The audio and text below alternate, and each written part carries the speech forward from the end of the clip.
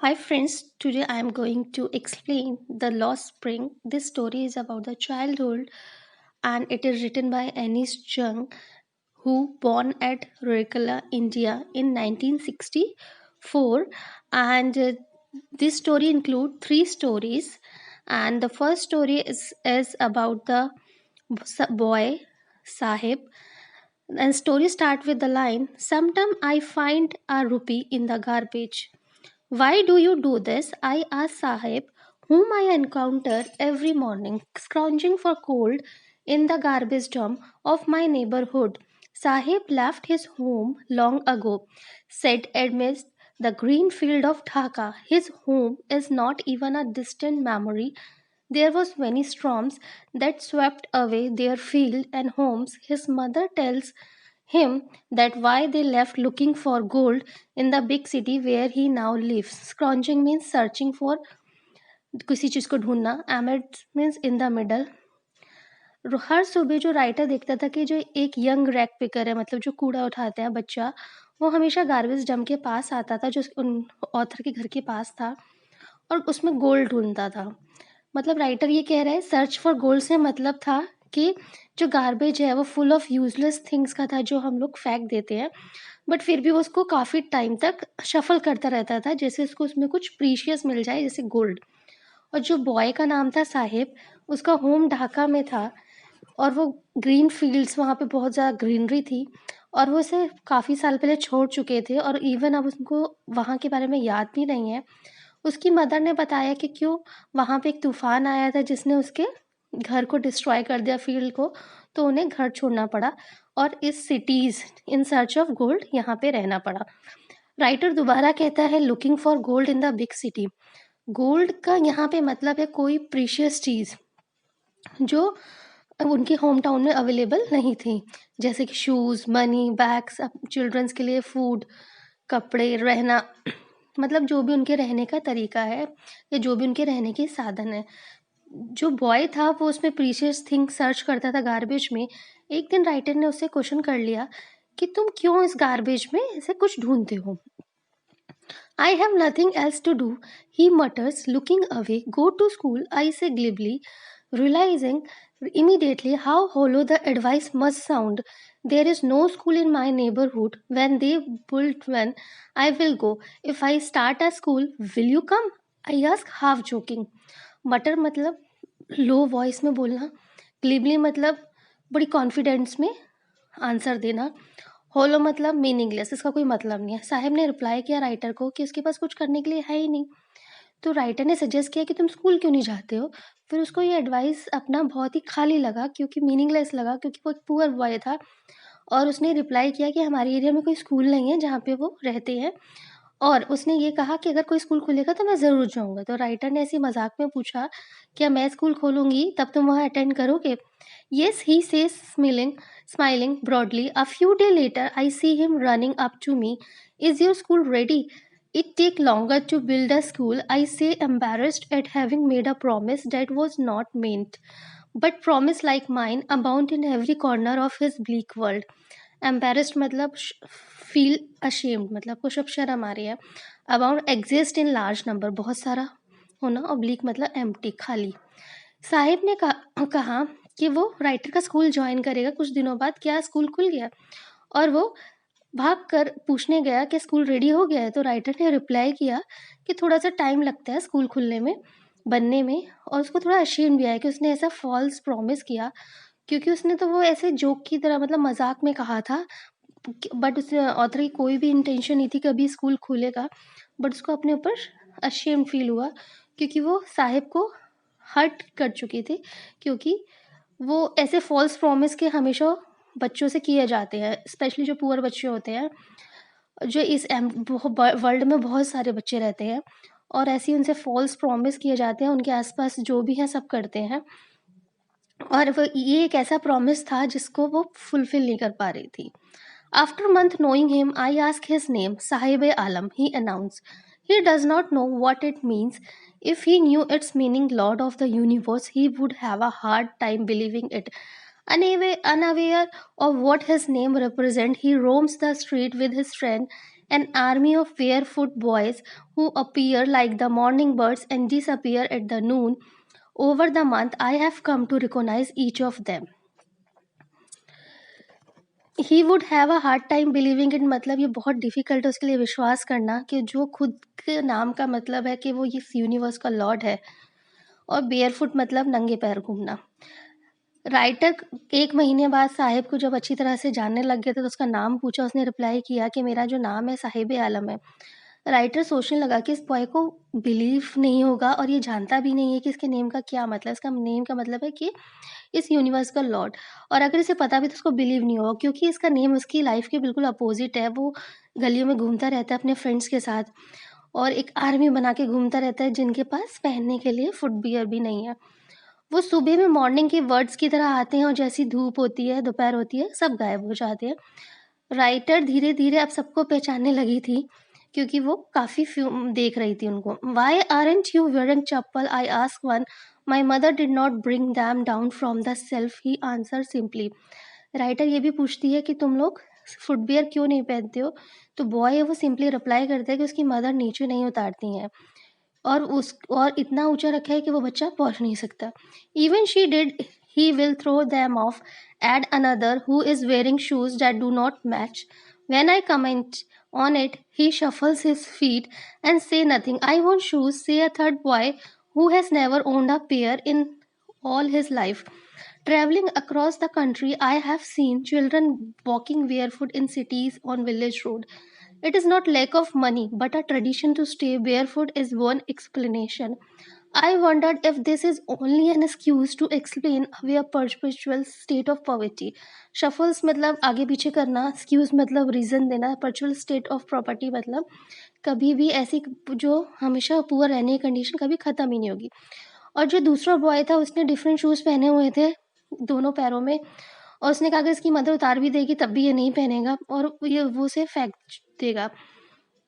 उसका मतलब था कि जो बॉय है जिसने शूज़ नहीं पहने हैं क्योंकि वो उसको पहनना नहीं चाहते। राइटर ने सेकंड बॉय से इसका रीज़न पूछा तो वो भी अपने पैर आगे पीछे करने लगा। उसने कोई रिप्लाई नहीं किया। थर्ड बॉय ने कहा कि वो पहनना चाहता है बट उसके पास कभी थे ही नहीं। राइटर ने एग्जांपल लिया कि शूज़ के हाईलाइट कंडीशन इन बॉयज़ की, क्योंकि डंप जो है गार्बेज डंप में वो सर्च करते रहते हैं प्रीशियस थिंग, और ये बताते हैं कि ऑथर बताते हैं वो पूरी कंट्री में घूमे, ऐसे उन्हें कई बच्चे दिखे जो विलेज के हों चाहे सिटीज़ के हों जो बेयरफुट घूमते हैं, जो नंगे पैर घूमते हैं। रीज़न सिर्फ यही था कि उनके पास पैसे नहीं थे, और राइटर सोचते हैं कि कभी ये ट्रेडिशन यहाँ ख़त्म होगा? क्या ये गरीबी ख़त्म होगी? I remember a story man from Udupi once told me. As a young boy, he would go to school past an old temple where his father was a priest. He would stop briefly at the temple and pray for a pair of shoes. 30 years later, I visited his town and the temple, which was now drowned in an air of desolation. In the backyard where lived the new priest, there were red and white plastic chairs. A young boy dressed in a grey uniform, wearing a socks and shoes, arrived panting and threw his school bag on folding bed. Looking at the boy, I remembered the prayer another boy had made to the goddess when he had finally got a pair of shoes. Let me never lose them. The goddess had granted his prayer. Young boy like the son of the priest now wore shoes, but many others like the rag pickers in my neighborhood remained shoeless. Desolation मतलब जब हम बिल्कुल खाली हों, painting मतलब half ना। जो writer था वो एक स्टोरी बता रहे थे जब वो एक मैन को मिली थी उडुपी से, और उडुपी एक टाउन है कर्नाटका में। जब वो उन्होंने जब when he was a young boy, एक मैन की स्टोरी है। जब वो यंग बॉय था वो स्कूल जाता था और रास्ते में वो एक टेंपल मिलता था जहाँ पे उसके फादर एक प्रीस्ट की तरह काम करते थे, और वो टेंपल पे रोकते थे और उस प्रेयर करते थे, ब्लेस करते थे शूज़ के कि मेरे को जो शूज़ मिल गए। और आफ्टर 30 इयर्स राइटर जब उसी टाउन में गया तब उन्होंने देखा कि जो प्लेस बिल्कुल खाली हो चुका था, जो न्यू प्रीस्ट है, न्यू पंडित है, वो टेंपल के बैकयार्ड में रहता है, और जो प्लास्टिक की चेयर है रेड और वाइट कलर की है वो वहाँ पे रखी हुई हैं। और यंग बॉय वहाँ पे आया भागते हुए और उसने ग्रे कलर के स्कूल यूनिफ़ॉर्म पहनी थी, शॉक्स पहनी थी, शूज़ पहनी थी। और उसके हाथ में स्कूल बैग था जो उसके शोल्डर पे टंगा हुआ था। उसने उसको बेड पे फेंका और भाग गया। जो राइटर ये कहना चाहता था कि जो फाइनेंशियल पोजीशन है प्रीस्ट की, जो अब टेम्पल में है, इम्प्रूव हो गई है पिछले 30 ईयर्स में। अब वो शूज़ अफोर्ड कर सकते हैं अपने चिल्ड्रन के लिए। उसको दूसरे बॉय की यही जिसको पेयर ऑफ शूज़ मिले थे, और वो गॉडेस से प्रेयर कर रहा था कि इसको कभी उसके शूज़ खोए ना। तो ऐसा लगता है जैसे गॉड ने उसकी प्रेयर सुन ली, और उस बॉय ने इस तरह के बॉयज़ ने कभी अपने फुटवियर अब खोए नहीं। ये शो करता है कि कितने अंडर प्रिविलेज्ड वैल्यू है, जो अभी भी पूरी नहीं हो पाई है, क्योंकि वो अभी भी इसी में फँसे हुए हैं। My acquaintance with the barefoot rag pickers led me to Simapuri, a place on ferry of Delhi, yet miles away from it. Metaphorically, those who live here are squatters who came from Bangladesh back in 1971. Sahib family is among them. Simapuri was then a wilderness. It still is, but it is no longer empty. In structure of mud with roof of tin, tarpaulin devoid of sewage, drainage or running water, live 10,000 rack pickers. एक्वाटेंस मतलब contact, फेरीफेरी मतलब outer area, मेटाफॉरली मतलब symbol देना, squatter वो person जो बाहर से आए हों और यहाँ पे अनलॉफुल मतलब गैर कानूनी तरीके से यहाँ पे रहने के लिए जगह बनाए, टार्पल मतलब हैवी ड्यूटी वाटरप्रूफ क्लोथ। जो राइटर डिस्क्राइब करता है एरिया जहाँ पे ये रैक पिकर बॉयज़ रहते हैं, सीमापुरी जो है दिल्ली के बाहरी इलाके में है, और ये कंट्री के डिफरेंट कैपिटल से आते हैं। इस कैपिटल में कंट्री से अलग-अलग जगह से आते हैं। 1971 में ये रैक पिकर्स वहाँ से आए थे बांग्लादेश से। जो एरिया है वो अब वेस्टलैंड बन चुका है, सीमापुरी भी अभी वेस्टलैंड है। अभी वो खाली भी नहीं है, क्योंकि ऑलमोस्ट 10,000 रैक पीपर वहाँ पे रहते हैं। और जो स्ट्रक्चर है वो वहाँ पे बहुत सारा मड है, रूफ जो है टिन शीट की बनी है, टिन प्लास्टिक की बनी है, और उस मटेरियल को टारपोलिन कहते हैं। और वहाँ पे ना तो सीवेज है, ना ड्रेनेज सिस्टम है, ना रनिंग फैसिलिटी है, और वो एक बहुत अनहाइजीन कंडीशन में रहते हैं। और ये एक वो पीस है वेस्टलैंड्स का जहाँ पे गार्बेज ऑफ द सिटी इकट्ठी करी जाती है, और ये पीपल यहाँ पे इलीगली मतलब गैर कानूनी तरीके से रहने लगते हैं। They have lived here for more than 30 years without an identity, without permit, but with ration card that get their name on voter list and enable them to buy grain. Food is more important for survival than an identity. If at the end of the day we can feed our families and go to bed without an aching stomach, we would rather live here than in the field that gave us no grain.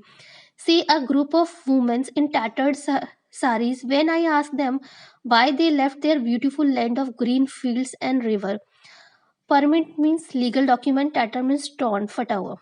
जो rag pickers हैं वो यहाँ पे illegally रह रहे हैं 30 year से, और उन्होंने एरिया भी ऑक्यूपाई करा है बिना गवर्नमेंट के परमिशन से। जो पॉलिटिशियन है इस एरिया के, उन्हें राशन कार्ड प्रोवाइड करते हैं, वोटर आइडेंटिटी कार्ड प्रोवाइड करते हैं, उससे वो ग्रॉसरी लेते हैं अपनी फैमिली के लिए राशन कार्ड के थ्रू उसके बदले में, और वो इसके बदले में उन्हें वोट देते हैं जो उनकी हेल्प करता है। जो राइटर ये भी कहते हैं, किसी राइटर जो है ग्रुप ऑफ वुमेन से पूछते हैं कि आपने फटी हुई साड़ी क्यों पहनी हुई है, और तो आपने ढाका क्यों छोड़ दिया।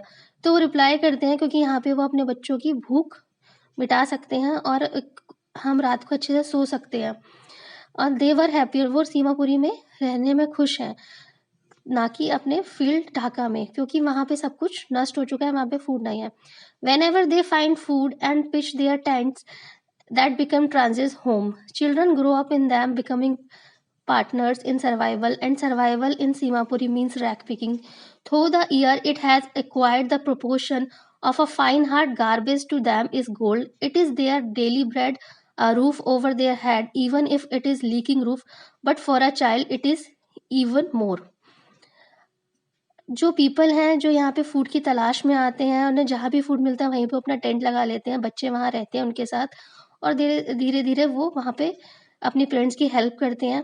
और सीमापुरी में रहने का मतलब है कि आपको रैक पिकिंग करनी है, as they had been doing, काफ़ी सालों से कर रहे हैं, तो वो ट्रेड इस चीज़ में ट्रेंड भी है। और जो रैक पिकर्स हैं वो गार्बेज को एक प्रीशियस गोल्ड मानते हैं, क्योंकि जो फैमिली है उसको सर्च करती है गार्बेज को, उन्हें काफ़ी चीज़ें मिलती है उसमें, जैसे फूड के लिए, और फटी हुई शीट्स वगैरह मिलती है जिससे वो अपनी छत को कवर कर लेते हैं। और वो अच्छे से कवर नहीं होती है, बट उन्हें कुछ प्रोटेक्शन दे देती है। चिल्ड्रंस के लिए जो गार्बेज है उसका और कुछ ही मतलब है। आई sometime find a rupee, even a 10 rupee note, Sahib says his eyes lighting up when you can find a silver coin in a heap of garbage. You don't stop scrounging for these. There is a hope of finding more. It seems that for children garbage has a meaning different from what it means to their parents. For the children it is wrapped in wonder, for the elders it is mean for survival. Lighting up मतलब show करना अपनी खुशी। साहिब बहुत खुश है ये कहता हुआ कि कभी कभी हमें इसमें रुपी या 10 रुपी का नोट भी मिलता है डब में, और कभी-कभार हमें एक सिल्वर कॉइन भी मिलता है। ही कैप्टन, और हम इसी मतलब हमें मिल जाएगा क्या पता, इसलिए वो इसी होप में सर्च करता रहता है। फॉर द चिल्ड्रन गार्बेज का कुछ और ही मतलब है, जो उनके पेरेंट्स का उसका डिफरेंट मतलब लेते हैं। इसका मतलब कि उनको फूड मिलता है यहाँ बेच के, इस गार्बेज को कपड़ा मिलता है, रहने को मिलता है। One winter morning, I see Sahib standing by a fence gate of neighborhood club, watching two young men dressed in white playing tennis. I like the game, he hums, content to watch it, standing behind the fence. I go inside when no one is around, he admit. The gatekeeper lets me use the swing. Content मतलब satisfy. एक winter की morning में writer ने देखा जो साहिब है वो club के साइड में, फेंस की साइड में खड़ा है और वो टेनिस गेम देख रहा है जो दो यंग मैन खेल रहे हैं। साहिब साहिब को वो गेम पसंद है बट वो खेल नहीं सकता है। बट उसने राइटर को ये बताया कि वो अंदर चला जाता है जब कोई नहीं होता है आसपास, और वो जो वहाँ का गार्ड है उसको झूले झूलने देता है। Sahib two is wearing tennis shoes that looked stranger over his discolored shirt and shorts. Someone gave them to me, he says in the manner of explanation. The fact that they are discarded shoes of some rich boy who perhaps refused to wear them because of a hole in one of them does not bother him. For one who has walked barefoot, even shoes with a hole is a dream come true. But the game he is watching so intentionally is out of reach. Discarded मतलब thrown away, फेंक देना। जो writer देखता है साहिब ने tennis shoes पहने हैं और वो उसको सही नहीं लग रहे हैं क्योंकि उसकी जो ड्रेस है वो बहुत फेडेड है, और वो राइटर को बताता है कि ये उसे किसी ने दिए हैं। वो सोचती है, शायद खुद ही सोचती है ये उसने दिए, किसी रिच बच्चे ने दिए हैं जिसके लिए ये होल हो गया है और इस वजह से उसने ये शूज़ दे दिए हैं। और शायद ये होल्स जो है साहिब के लिए कुछ भी नहीं है, क्योंकि उसका ये ड्रीम पूरा हो रहा है कि वो शूज़ पहन रहा है, जबकि उसमें होल है बट शूज़ तो हैं। क्योंकि वो गार्बेज डंप वो फेंकना चाहता था और साहिब का इससे सपना पूरा हो गया। This morning, Sahib is on his way to the milk booth. In his hand, a steel canister.